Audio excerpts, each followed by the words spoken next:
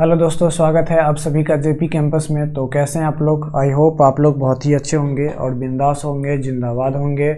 महाकाल आप पे आशीर्वाद पूरा बनाए रखे होंगे। देखिए मेरे भाई, ये रेशियो एंड प्रोपोर्शन का 5th सेशन होने वाला है और इससे पहले मैंने 4 सेशन अपलोड करके डाला हुआ है।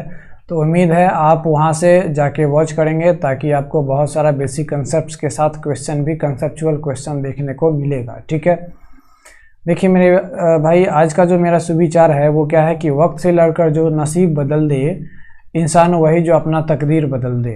हाँ जी मेरे भाई, वक्त से जो लड़कर नसीब बदल दे, इंसान वही जो अपना तकदीर बदल दे। कल क्या होगा कभी मत सोचिए, कल क्या होगा कभी मत सोचिए, क्या पता कल खुद वक्त अपना अब तस्वीर बदल ले। मतलब मेरे भाई ये है कि देखिए, आज आप अपना टुडे है ना, अगर आज अपना आप बेस्ट करते हैं तो आपका फ्यूचर बेस्ट होगा ही। आप ये मत सोचिए कि कल क्या होगा। अरे मेरे भाई, अगर आप आज ही अच्छा नहीं कर पाएंगे तो कल क्या होगा उससे आपको कैसे आप डिटरमाइन कर सकते हैं। एक घर बनता है तो घर का जितना अच्छा नींव डालते हैं, जितना बेस अच्छा बनाते हैं, उतना ही हमारा उसका घर का फ्यूचर बढ़िया रहता है। तो आप आज का दिन अगर ख़राब कर रहे हैं तो फ्यूचर आपको कैसे सही हो जाएगा? नहीं, भगवान भरोसे तो नहीं होगा। भगवान बरसात नहीं देगा। भगवान देता उसी को है जो मेहनत करता है। जो साला बैठल रहता है उसको कैसे भगवान दे देगा? नहीं देगा, कभी नहीं देगा। ठीक है, चलिए मेरे भाई आते हैं डायरेक्ट क्वेश्चन पे। और क्वेश्चन आज का ये आपका काफ़ी बेहतरीन क्वेश्चन है। देखिए कह रहा है कि पहला क्वेश्चन कह रहा है कि 1 ईयर एगो, 1 साल पहले की बात है, the ratio of income of A and B is कितना? तो 3:5। तो ए और बी के जो इनकम का जो रेशियो है ना वो 3:5 है। कह रहा है कि the ratio of their last year income to the current year income is 2:3 and 4:5। यानी कह रहा है कि ए और बी का जो उसके लास्ट ईयर और करंट ईयर का जो रेशियो है, यानी ए का जो लास्ट ईयर और करंट ईयर का जो रेशियो है वो 2:3 है। यहाँ पे 3 लिखा हुआ है। ठीक है, और बी का जो लास्ट ईयर और करंट ईयर का जो इनकम का जो रेशियो है वो 4:5 है। अब कह रहा है कि if their total current year income is ₹4300। कह रहा है कि अगर टोटल उसका करंट ईयर इनकम है ना, देयर मतलब दोनों का करंट ईयर इनकम अगर 4300 है, तो कह रहा है कि find there present income individually उस दोनों का प्रेजेंट इनकम निकालिए। ये हमारा क्वेश्चन कह रहा है।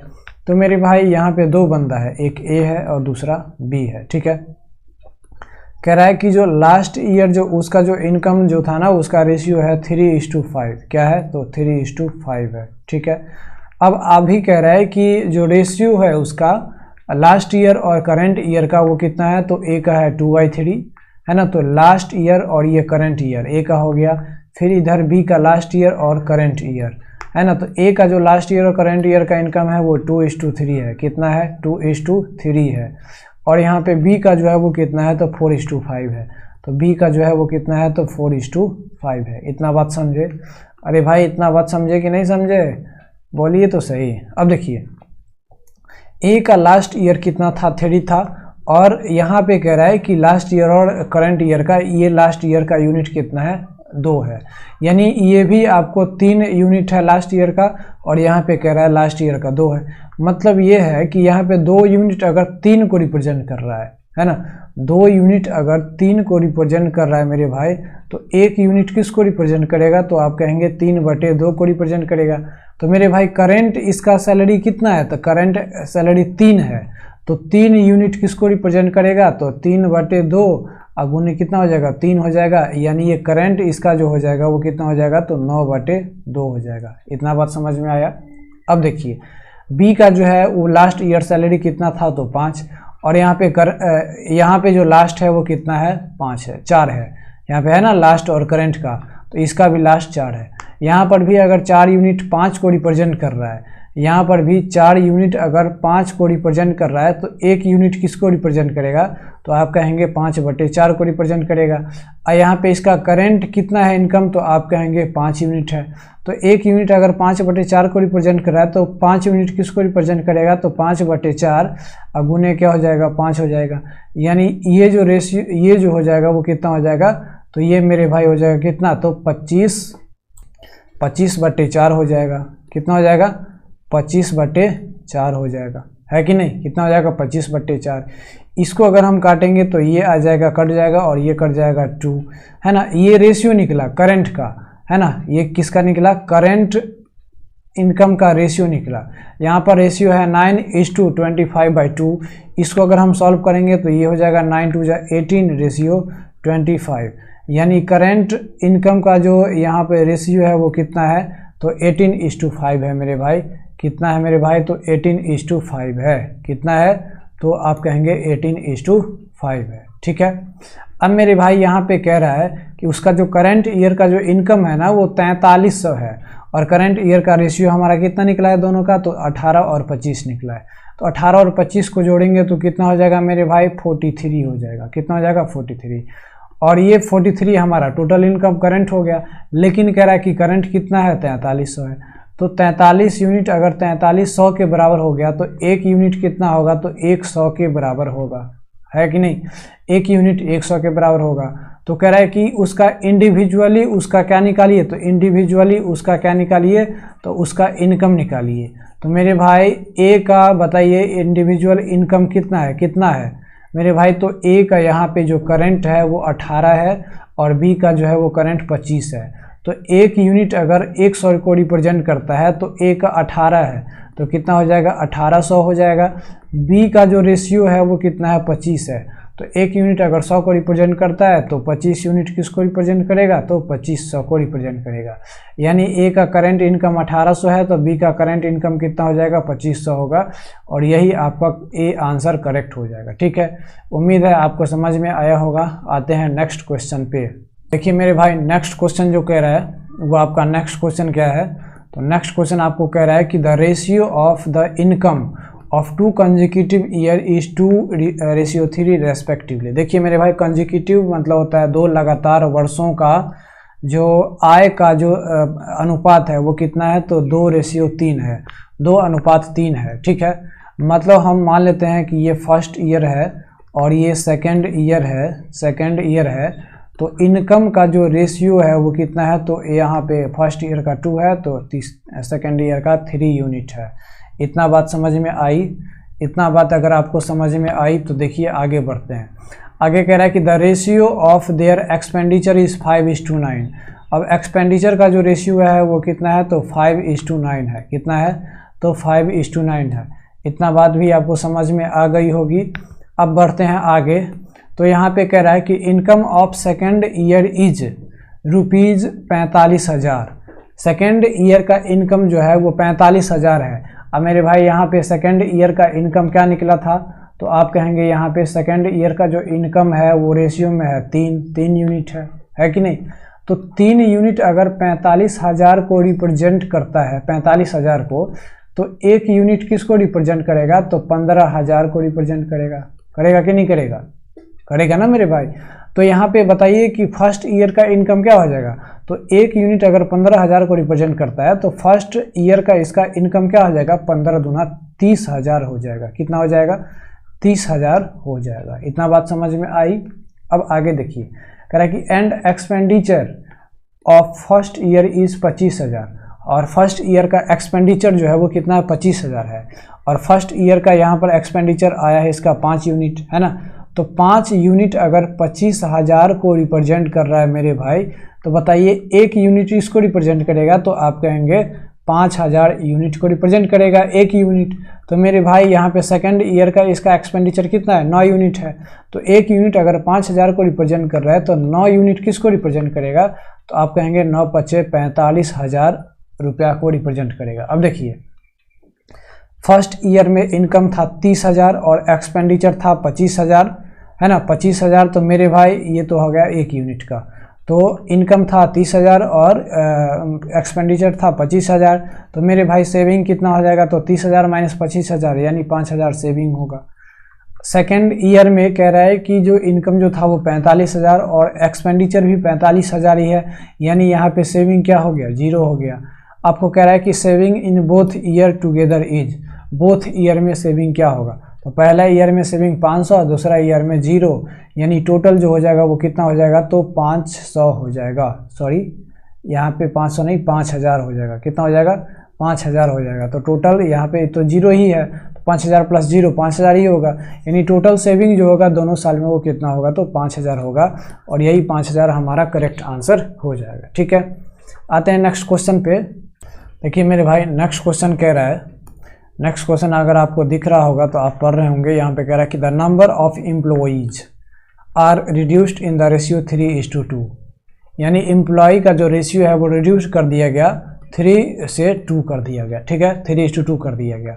मतलब जो भी एम्प्लॉय था वो पहले अगर 3 यूनिट था तो अब घटा के कितना कर दिया गया? 2 यूनिट कर दिया गया। कह रहा है कि and the salary of each employ is increased in the ratio 4:5, और कह रहा है कि जो सैलरी जो है प्रत्येक, देखिए ये ईच कह रहा है, नहीं यहाँ पे कह रहा है क्या? ईच, है ना, सैलरी ऑफ ईच एम्प्लॉय, तो यहाँ पर जो भी रेशियो आएगा वो 1 का आएगा। तो कह रहा है कि the salary of each employ is increased by 4:5, यानी पहले अगर 4 था तो अब कितना कर दिया गया? 5 कर दिया गया। इतना बात समझ में आई? इतना बात समझ में आई? तो देखिए पहले यानी ये था बिफोर, है ना, और ये है अब आफ्टर, यानी अभी का है। ठीक है, आफ्टर है।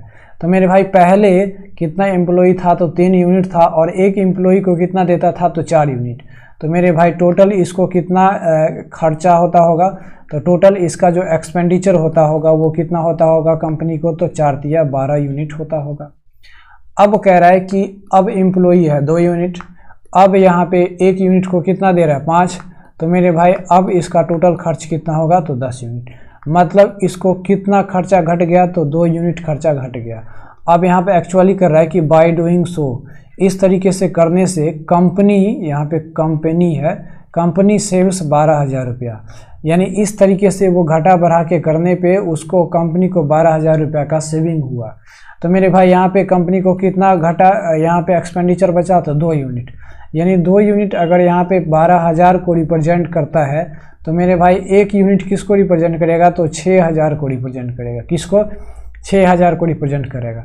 तो यहाँ पे कह रहा है कि then find the initial expenditure on salary, initial expenditure निकालिए। तो इनिशियल एक्सपेंडिचर कितना हुआ करता था? 12 यूनिट। तो 1 यूनिट अगर यहाँ पे 6000 को रिप्रेजेंट कर रहा है तो 12 यूनिट कितना हो जाएगा? तो 12 छक्के 72 हो जाएगा, यानी 72000 रुपया वो खर्च करता था पहले। अगर करंट की बात करता तो यहाँ पे 10 से मल्टीप्लाई कर देते तो यहाँ पे 60000 हो जाता। एक्चुअली हमारा जो प्रीवियस जो होगा वो क्या होगा? 72000। ठीक है, उम्मीद है आपको समझ में आया होगा। अब देखिए, अब आते हैं हम कुछ बेसिक कॉन्सेप्ट्स पे। किस पे आते हैं मोरे भाई? तो कुछ बेसिक कॉन्सेप्ट्स पे आते हैं। क्या करते हैं? कुछ बेसिक कॉन्सेप्ट्स पे आते हैं। देखिए मेरे भाई, यहाँ पे 2 बंदा है। क्या है? 2 बंदा है, एक है ए, दूसरा है क्या? बी है। ठीक है, एक है ए और दूसरा क्या है? बी है। मेरे भाई यहाँ पे 2 बंदा है, और इस दोनों का जो स्पीड है ना, एक का है x किलोमीटर पर आवर, क्या है? x किलोमीटर पर आवर, और b का जो है वो y किलोमीटर पर आवर है। क्या है? एक का speed x kilometre per hour है, तो b का स्पीड जो है वो y किलोमीटर पर आवर है। अब मोरे भाई ये कुछ डिस्टेंस कवर कर रहा है। क्या कर रहा है? ये कुछ डिस्टेंस कवर कर रहा है, और दोनों डिस्टेंस जो है वो इक्वल ही कवर कर रहा है ना। तो हम क्या करते हैं, यहाँ पे हम x और 1 मिनट, हम यहाँ पे क्या करते हैं, x और y मानने के बजाय हम यहाँ पे कुछ और मान लेते हैं। क्या करते हैं? यहाँ पे हम कुछ और मान लेते हैं। हम मान लेते हैं कि यहाँ पे एक का था कितना, तो एक का यहाँ पे 4 किलोमीटर पर आवर था, एक का 4 किलोमीटर पर आवर है, तो एक का 5 किलोमीटर पर आवर है। ठीक है, समझ में आएगा आपको। अब ये क्या करता है, दोनों एक फिक्स डिस्टेंस कवर करता है, तो हम ऐसा डिस्टेंस मान लेते हैं ताकि ये 4 और 5 से दोनों से कट जाए। तो हम मान लेते हैं 4 और 5 दोनों का होता है 20 किलोमीटर। ठीक है, यानी 20 किलोमीटर ये दोनों क्या कर रहा है, कवर कर रहा है। मेरे भाई तो बताइए यहाँ पे इसको टाइम कितना लगेगा, टाइम कितना लगेगा? तो ये 4 के स्पीड से 20 किलोमीटर को कवर करेगा, तो इसको टाइम कितना लग जाएगा, तो यहाँ पे 20/4 यानी 5 घंटे लग जाएंगे। कितने घंटे? 5 घंटे। अब ये बी जो है वो 5 किलोमीटर स्पीड से ट्रेवल कर रहा है और इसको 20 किलोमीटर ट्रेवल कर रहा है, तो इसको टाइम कितना लगेगा, तो 4 घंटा टाइम लगेगा। कितना लगेगा? 4 घंटा। अब देखिए ए का स्पीड था 4 किलोमीटर पर आवर, तो उसका टाइम लग गया 5 घंटा, और बी का स्पीड था 5 किलोमीटर पर आवर, तो इसको टाइम लग गया 4। यानी एक्चुअली ये जो 4 है वो एक्चुअली यहाँ पे टाइम में हो गया बी का, और यहाँ पे जो स्पीड में 5 यूनिट है बी का, वो एक्चुअली टाइम में हो गया किसका, तो ए का हो गया। मतलब ये कि अगर हम स्पीड की बात करें तो ये स्पीड जो होता है वो इन्वर्सली प्रोपोर्शनल होता है किसके, टाइम के। ठीक है, ये स्पीड जो होता है वो इन्वर्सली प्रोपोर्शनल टाइम के होता है। ये आप बचपन में पढ़े होंगे कि स्पीड जो होता है वो इन्वर्सली प्रोपोर्शनल होता है किसके, टाइम के होता है। चलिए इतना बात तो समझे। लेकिन आपको ये भी समझना पड़ेगा कि ये जो स्पीड जो होता है, अगर हम इस रेशियो को हटा के, सॉरी ये प्रोपोर्शनल को हटा के, ये साइन ऑफ प्रोपोर्शन है, हम बराबर करते हैं तो यहाँ पे कुछ कांस्टेंट लेना होता है, उसके बाद टाइम होता है। यानी मेरे भाई हम ये कहना चाह रहे हैं कि ये स्पीड और ये टाइम आपस में इन्वर्सली डिफर तभी करेगा जब यहाँ पे इक्वल डिस्टेंस कवर करेगा। अगर एक मान लीजिए एक 30 किलोमीटर कवर कर रहा है और एक 20 किलोमीटर कवर कर रहा है, तो उस समय जो टाइम लगा ना उसको डिस्टेंस कवर करने के में, तो उस चीज़ को हम कंपेयर नहीं कर सकते हैं। यानी आप यहाँ पे speed is inversely proportional to time तभी कहेंगे जब ये फिक्स यूनिट डिस्टेंस कवर कर रहा हो, दोनों सेम यूनिट डिस्टेंस कवर कर रहा हो। तो हम हमेशा कहीं भी हम प्रोपोर्शनलिटी का साइन लेते हैं, इन्वर्सली या फिर डायरेक्टली, तो वहाँ पे एक कांस्टेंट को माना जाता है, यानी कांस्टेंट के रेफरेंस में माना जाता है। ठीक है, कांस्टेंट के रेफरेंस में माना जाता है। इस चीज़ को आप ध्यान रखिए। ठीक है, तो इतना बात समझ गए।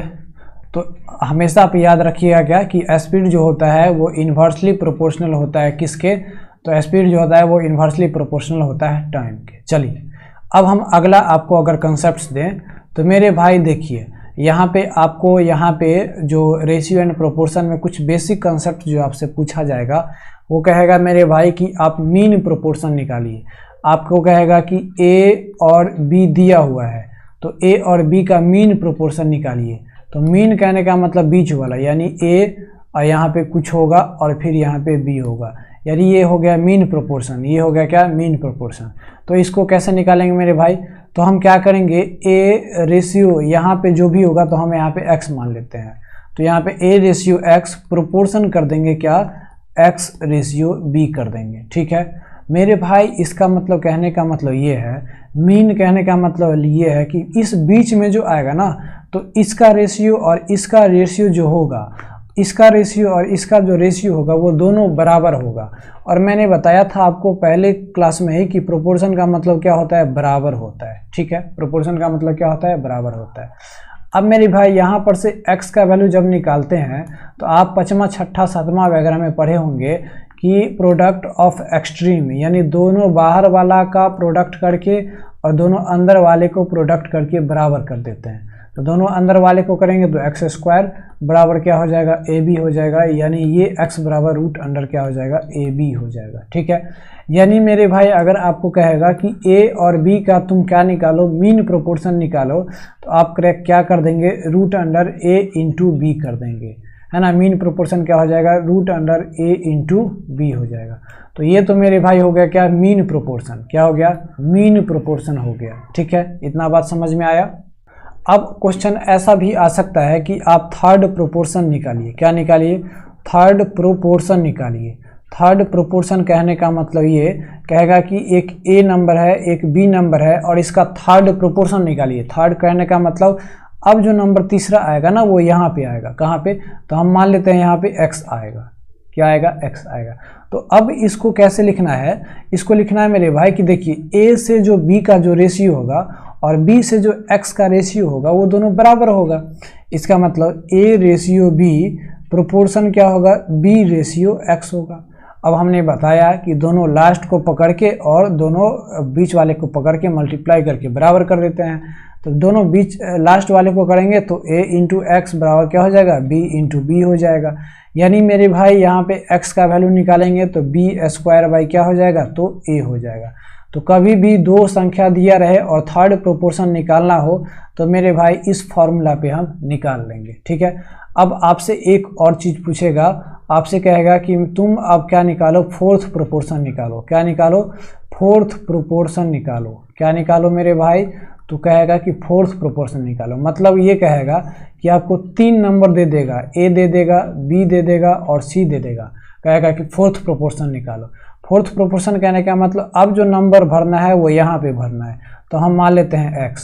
ठीक है, तो अब मेरे भाई क्या करना है, इस दोनों का जो रेशियो होगा वो इस दोनों के रेशियो के बराबर होगा। मतलब ये कि a रेशियो b जो होगा वो प्रोपोर्शन होगा किसके, तो c रेशियो x के। ठीक है, तो यहाँ पे हम इसको इससे मल्टीप्लाई करेंगे, इसको इससे मल्टीप्लाई करके बराबर कर देंगे।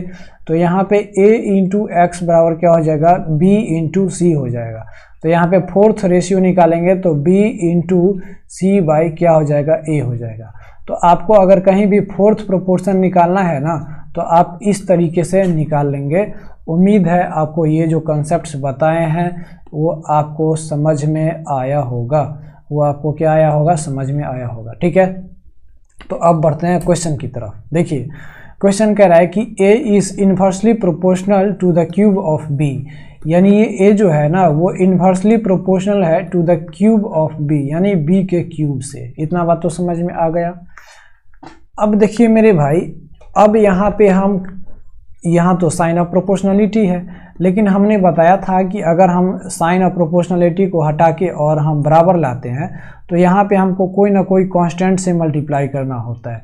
तो हम कांस्टेंट को मान लिए c और बटे क्या मान लिए, b क्यूब मान लिए। ठीक है मेरे भाई, अब यहाँ पे कह रहा है कि इफ़ अगर a बराबर 3 होता है तो b बराबर 2 हो जाता है। तो मेरे भाई यहाँ पर अगर a बराबर 3 होता है तो c को ऐसे ही रखेंगे और b बराबर 2 हो जाता है, यानी 2 का क्यूब हो जाता है। तो मेरे भाई यहाँ पर c निकालिएगा तो आप कहेंगे 9 गुने 2 का यहाँ पे 8, 9 यानी 9 अठे 72 हो जाएगा। यानी ये कांस्टेंट का वैल्यू कितना आएगा, 72 आएगा। ठीक है, तो अब क्या करेंगे, यहाँ पर a बराबर क्या कर लेंगे, c की जगह पे 72 रख लेंगे और बटे b क्यूब कर लेंगे। ठीक है, इतना बात तो समझ में आ गया होगा। एक मिनट मेरे भाई, यहाँ पे 72 नहीं आएगा, यहाँ पे 9, यहाँ पे 3 ना था, या हम भी जो है ना, मतलब यार मल्टीप्लाई डिवाइड नहीं आता हमको, यानी ये 3 था। ठीक है, c का वैल्यू तो 8 तारीख 24 आ जाएगा मेरे भाई। तो यहाँ पर भी जो हम जो लिखेंगे यहाँ पे वो क्या लिखेंगे, 24 लिखेंगे। क्या लिखेंगे, 24, यानी 24 a बराबर 24 बटे b क्यूब लिख लेंगे। ठीक है, अब कह रहा है कि अगर इफ़ a बराबर 8/9 होता है तो b क्या होगा। अगर a बराबर 8/9 होता है तो अगर a बराबर 8/9 होता है तो b क्या होगा, तो b 24 बटे b क्यूब हो जाएगा। ठीक है, b क्यूब हो जाएगा। अब इधर आपको नहीं दिखेगा तो हम इसको इधर ले आते हैं। तो मेरे भाई यहाँ पे b क्यूब बराबर जो हो जाएगा वो कितना हो जाएगा, तो 24 गुने 9 बटे क्या हो जाएगा, 8 हो जाएगा। इसको काटेंगे तो ये 3 हो जाएगा।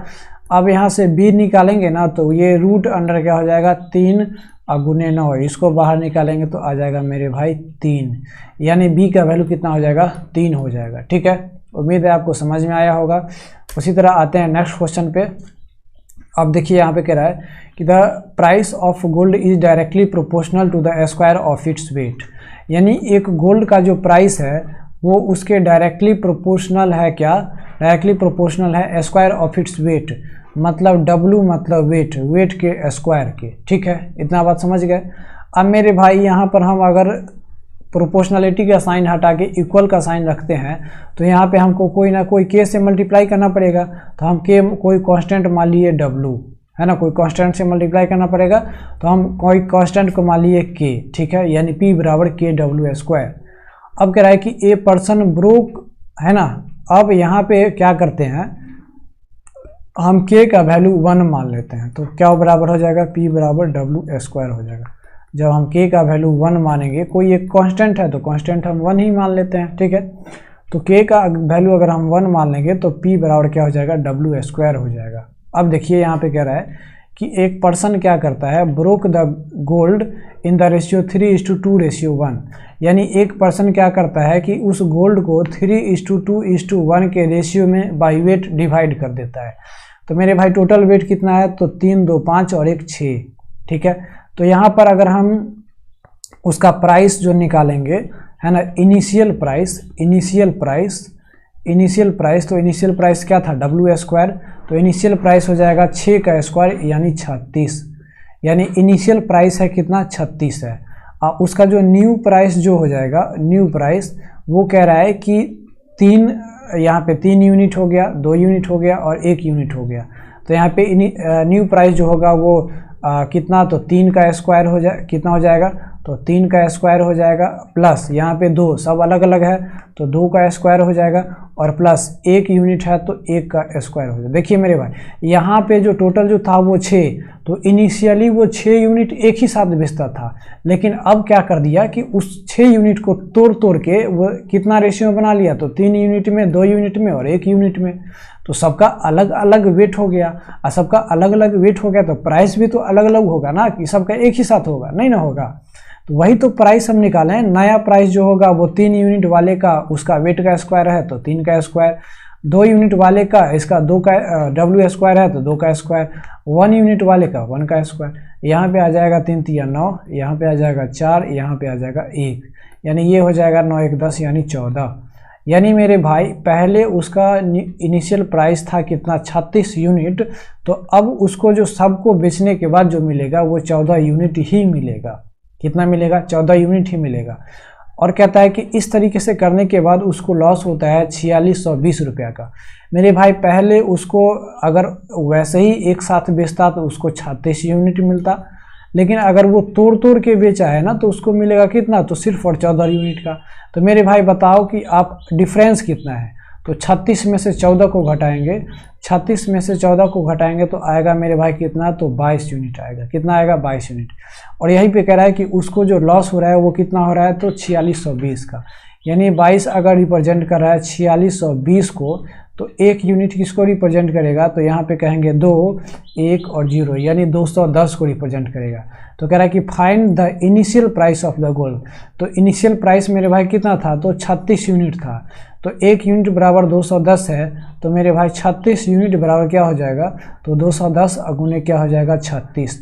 और जब इसको मल्टीप्लाई कीजिएगा ना तो आपका आ जाएगा 7560। कितना आ जाएगा मेरे भाई, 7560 आ जाएगा। और यही 7560 आपका क्या हो जाएगा, करेक्ट आंसर हो जाएगा। ठीक है, उम्मीद है आपको ये समझ में आया होगा। आते हैं नेक्स्ट क्वेश्चन पे। नेक्स्ट क्वेश्चन कह रहा है मेरे भाई कि ए बैग कंटेन्स, क्या कह रहा है मेरे भाई, आप क्वेश्चन पढ़ रहे होंगे।